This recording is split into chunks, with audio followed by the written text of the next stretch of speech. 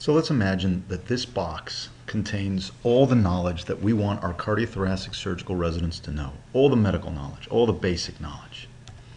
If we orient this box in two ways, we'll make it so that complexity increases as we go up to the top of the box. The most complex knowledge is at the top, the most basic knowledge is at the bottom. Additionally, we're oriented along the X domain by looking at different knowledge domains, say cardiac, thoracic, congenital, will all be oriented along the x-axis.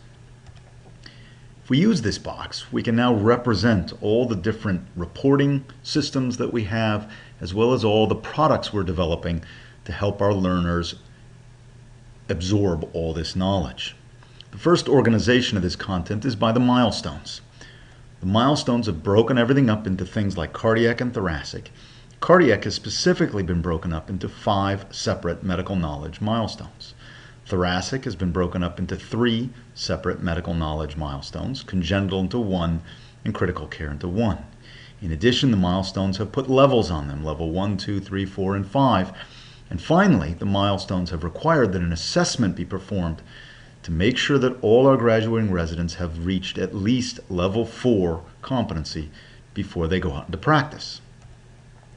Well, what about how our trainees learn and master all this knowledge? Well, we can sort of break it down into 3 different learning styles, and by no means is every learner restricted to just one learning style. They can change as they move through their training.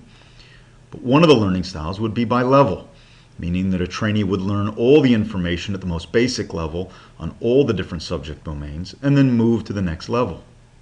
Alternatively, a trainee may learn by subject. As residents move through rotations that are specifically addressing certain knowledge areas, they may want to master all the knowledge in that subject domain from the lowest complexity to the highest before they move on to their next rotation. Finally, some trainees may learn by experience, meaning as they experience a case or a particular patient with a particular disease, they might want to learn all about that disease and the surrounding information that pertains to it. When they move on to another patient and a new disease, they may do a similar thing and sort of gain their knowledge in a patchwork. Again, no one learner is restricted to one learning style. They may change multiple times through their training. So what we have to do is offer them products that allow them to explore the full gamut of learning styles and maximize their learning. The TSRA has made their focus by level. They have produced a neophyte level learning style which covers all the most basic. This is akin to our prerequisite curriculum that we used to put out through the TSDA universe. In addition, they already have a wildly successful TSRA review manual, which sort of covers the mid to low areas of knowledge and fills in a lot of gaps above and beyond what they're going to learn on the neophyte book. Finally, they're developing journal clubs and cases to capture very relevant bits of specific knowledge scattered throughout all the knowledge domains. When we look at the WebBrain, though, the WebBrain allows us to organize all the content we want any way we want. And that means any types of contents, textbooks, if we can get the copyright privileges, journal articles, of course, online videos, website, all of this content is reviewed and then used in a patchwork fashion to cover every bit of knowledge requirement for every domain. So cardiac has its own set of articles and textbooks and videos. Thoracic similarly has a huge patchwork of knowledge that covers all the knowledge that we want them to know, congenital as well, and critical care as well. One of the most important features of the WebBrain is that all this content is not simply retrieved from Google, but rather vetted through an editorial board, so that it's the most up-to-date and most relevant content that our editorial board feels our trainees need to know. In addition, and perhaps even more importantly, the American Board of Thoracic Surgery has also concurred that this knowledge is what our tests in the future will be based off of. What about Moodle courses? What is the advantage there? Well, Moodle is organized by the milestones, so it reflects exactly what our ACGME is going to require us to report on over the next decade or so. In addition, the content taken both from the WebBrain and from the products produced by the TSRA is going to be grouped into courses. These courses are designed by instructors, so they make sense, they present the material in a way that is understandable to the trainee and organized so it can be most efficient. Most importantly, each course is capped with an assessment. Now, these assessments can be used in 2 different ways. Most learners will use these assessments as an additional learning tool.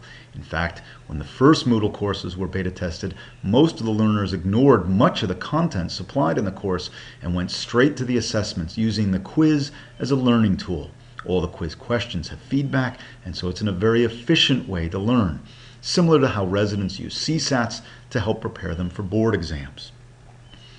Additional courses are being developed, and essentially we can populate most or all of the knowledge domains in cardiothoracic surgery with various courses coupled to various assessment tests. What about why we want to do all this? Well, multiple learning styles, as I mentioned in the beginning, benefit from multiple learning resources. Our learners are not anchored to one specific learning style from the beginning of their training till the end of their training. At the beginning of their training, many trainees may choose to learn by level, meaning across a similar level across knowledge domains. So for that, they may turn to the TSRA manual and immediately grab the first book for neophytes, or perhaps the second book as a review manual. This gives them a low-level base knowledge that covers all domains. Additionally, because the WebBrain is a content management system, the content stored within the WebBrain can be organized any way we want. Currently, it is organized by subject, which makes the most sense and allows for easy surfing. However, the editors could choose to label that content at low level, moderate level, or high level, and then present that content at a low level across domains. So a trainee could say, I'd like to see all the level 1 content that's available. Similarly, level 2 or level 3 content can be organized all the way up until all the content within the brain is segregated by level. Alternatively, a trainee may choose to learn by subject. As I said, when they're rotating on a subject, they may want to look at the WebBrain and just align themselves vertically in that subject. They may want to learn everything there is about ischemic heart disease when they're on a rotation that does a lot of coronary disease. Similarly, they may want to learn a lot about valve disease when they're on a rotation that does aortic work or valve work or thoracic. Again, the content is organized already in WebBrain vertically based on subject. And so it's a simple matter for the trainee to just look at a subject and master all the content available there.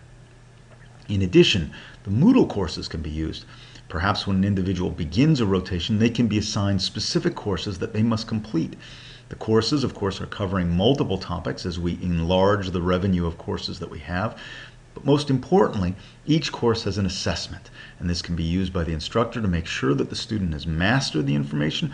But more alternatively, it can be used in a formative fashion by the student, him or herself, in order to understand their needs and use it as a learning resource. And what about by experience? This is where the WebBrain really excels. A trainee can simply surf the WebBrain, find the piece of content that he's specifically looking for the specific problem that he's addressing or she's addressing at that time. He or she can then surf the surrounding area within the WebBrain to find related content that helps clarify that specific experience. As he moves or she moves on to a different subject, again, the WebBrain can be surfed, specifically identifying content that is relevant to that experience. What if assessments are required? As they will be for milestones, perhaps for credentialing, and perhaps even for remediation. If an individual has trouble in a subject, that person could be asked to go back and perform a specific Moodle test. And specifically, the assessments offered in the Moodle courses are what we're looking for. In fact, if we get a dense enough menu of courses, we can actually achieve all the level 4 assessments required by the milestones in a self-administered fashion using Moodle courses.